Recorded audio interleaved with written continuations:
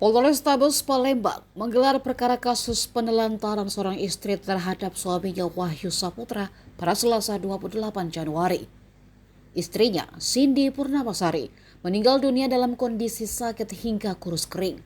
Dengan memakai baju tahanan, Wahyu mengaku menyesali perbuatannya yang menelantarkan istrinya hingga meninggal dunia. Padahal korban diketahui dalam kondisi sakit kanker paru.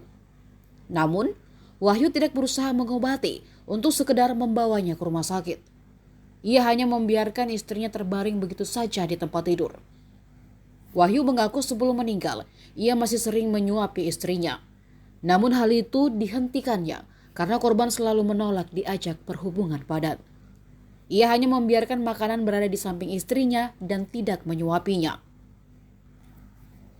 Wahyu kini dijerat dengan pasal 49, pidana penjara paling lama 3 tahun dan denda 15 juta rupiah.